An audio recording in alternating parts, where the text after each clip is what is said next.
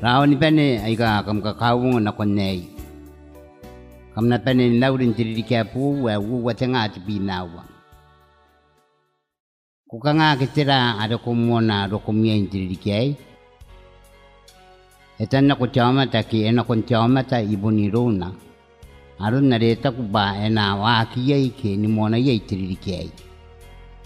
Na ko punsa ni yang uya ba ko nakanga ni mona wa ki. Nkai. Itaku pa angka ye muan tiri kia ya uwa tenga te binawa. Aria ini ye yarura alisata ya pa simona ye tiri kia.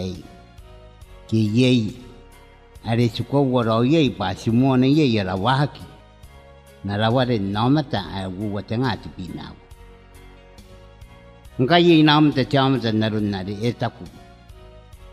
Na tanai mo.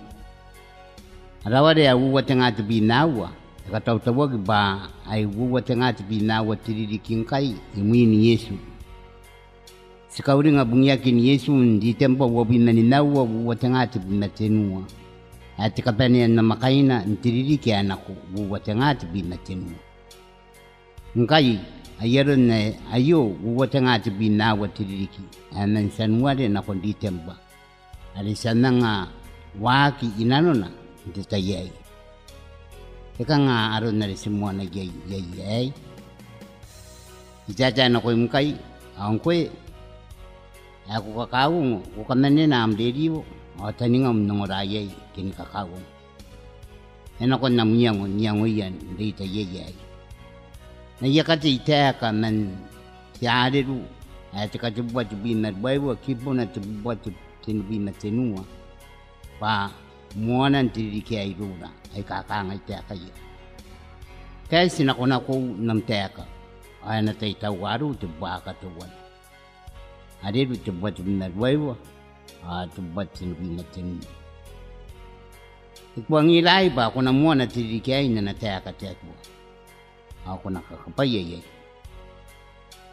Kung kani kakapayakin tirikay. Mua na nateka tekwa. Nasagin tibaka. Bukan to kanika yon kaangang.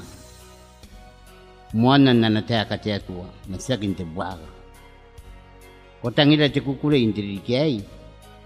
Muanan na nateka tetua, nasagin te buaga. Pa inanona, kung na nakayaka tetua, ay kota kiroi, ironi Yesu ay rawea. Ale wata na koyum, nayum, aron na ko na to kanika yay. Yon tayo ni kangangan na kontiri kay.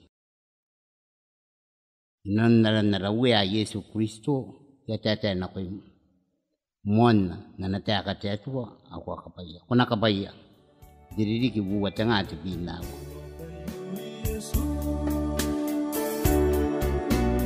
Koning kwete sa buwaka.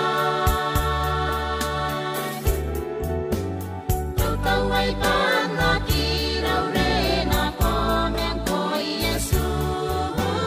Natukani kaintay na ko di makamaw Yesu.